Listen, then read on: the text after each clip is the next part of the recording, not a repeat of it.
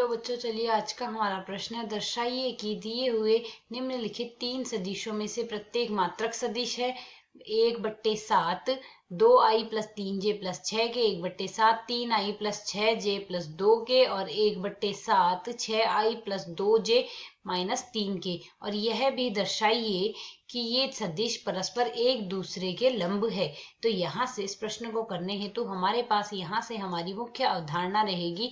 यदि हमें यहाँ से कोई भी सदिश दिया गया हो R1 सदिश यदि हम यहाँ से दिया गया हो, तो R1 सदिश यदि यहाँ से xi plus yj plus z के, यह हमें यदि यहाँ से सदिश दिया गया हो, और साथ ही यदि R2 भी कोई सदिश दिया गया है xi minus yj plus z के, तो यहाँ से सदिश R1 व सदिश R2 दोनों का जो मापांक आएगा वह हमारे पास R1 सदिश का जो मापांक आ रहा है वही बराबर आएगा हमारे पास R2 सदिश के मापांक के, जो कि बराबर आएगा वर्गमूल x का वर्ग प्लस यहाँ से आ जाएगा y का वर्ग प्लस आ जाएगा z का वर्ग, अर्थात i के गुणांक का वर्ग प्लस j के गुणांक का वर्ग प्लस k के गुणांक का वर्ग। अब माइनस y का वर्ग और प्लस y का वर्ग हमारे पास बराबर आता है। तो यही अवधारणा हम दिए गए सदिशों में लगाएंगे। यहाँ से हमारे पास यदि यहाँ पर देखें प्रश्न के अनुसार हमारे पास यहाँ से क्या आ जाएगा, R1 और R2 का तो मापांक हमारे पास ये आएगा ही, साथ ही यदि R3 सदिश और दिया गया हो हमारे पास यहाँ से, जो कि कुछ इस तरीके से है xi प्लस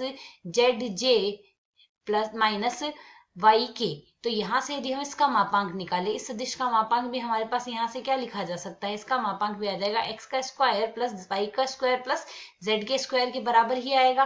तो यही अवधारणा हमारे पास यहाँ से इन सदिशों में रहेगी। i का गुणांक 2 है, मतलब 2/7 है, j का गुणांक 3/7 है, k का गुणांक 6/7 है। दूसरे सदिश में 3/7 6/7 और 2/7 गुणांक है, और यही गुणांक हमारे पास 6/7 2/7 3/7, अर्थात उनके वर्गों का जो योग करेंगे अंतिम मान उनका समान आ रहा है। तो यहाँ से इनके मापांक तो हमारे पास बराबर आ जाएंगे। अतः हम यहाँ से यदि पहले सदिश को R1 नाम दे, दूसरे सदिश को R2 नाम दे व तीसरे सदिश को R3 नाम दे, तीनों के मापांक हम बराबर लिख सकते हैं इसी अवधारणा के अनुसार।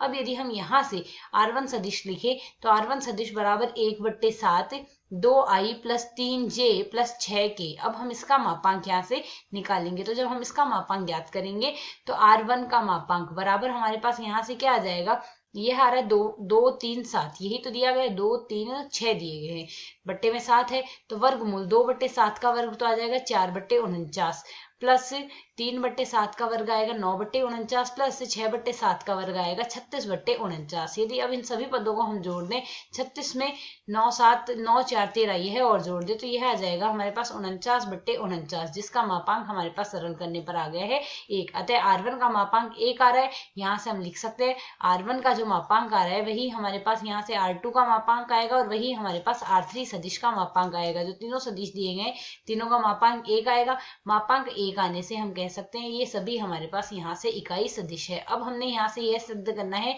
यह सदिश परस्पर लंब भी है। यदि यह सदिश परस्पर एक दूसरे पर लंब होंगे तो दोनों के बीच का कोण हमारे पास, यदि हम पहले सदिश को R1 दूसरे को R2 तीसरे को हमने R3 नाम दिया है, तो यहाँ से यदि R1 का डॉट गुणा हम R2 के साथ करें और मान बराबर आ जाए 0 के, अर्थात यहाँ से R1 हमारे पास लंबवत होगा R2 की। यही अवधारणा लेके हम आगे सरल करेंगे। अब हम R1 का डॉट गुणा करेंगे R2 के सापेक्ष। तो यहाँ से R1 का मान है 1/7 2i प्लस 3j प्लस में है हमारे पास यहाँ से 6 के। ठीक इसी प्रकार R2 का मान है हमारे पास 1/7 गुणा में, इसका मान हम यहाँ से देखते हैं तो यह है हमारे पास यहाँ से 3i माइनस 6j और प्लस 2 के। तो 3i माइनस में 6j प्लस में 2k है।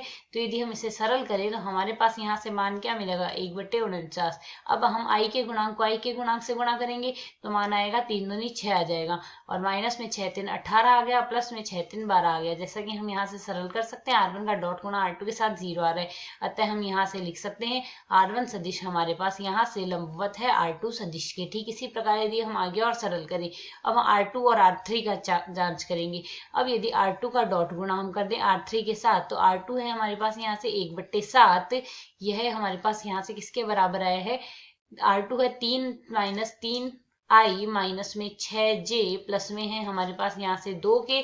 इसी प्रकार R3 सदिश है 1/7 गुणा में, इसका मान हमें यहाँ से दिया गया है 6i plus 2j। 6i plus 2j minus में 3k के बराबर है। तो यदि हम यहाँ से सरल करें, इसका मान आएगा 1/49। i का गुणांक, i के गुणांक से गुणा होगा, मान आएगा 18 माइनस में 12 माइनस में 6 बराबर आ गया 0 के। अतः यहाँ से हम लिख सकते हैं जो R2 सदिश आया है वह हमारे पास यहाँ से लंबवत है R3 सदिश के।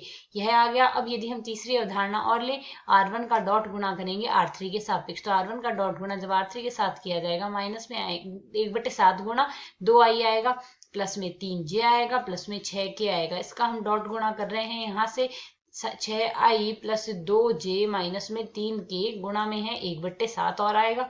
तो यदि हम इसे सरल करें, 1/49 आ गया। यहाँ से मान आएगा 6 दूनी 12 प्लस में 3 दूनी 6 माइनस में 18, अर्थात प्लस 18 माइनस 18 मान आ गया 0 के। अर्थात R1 भी हमारे पास R3 के लंबवत है। अतः R1 R2 के लंबवत है, R1 R3 के लंबवत है, R2 R3 के लंबवत है। अर्थात ये तीनों ही परस्पर लंबवत हैं। हमें यहाँ से यही सिद्ध करना था। आशा है समझ आया। धन्यवाद।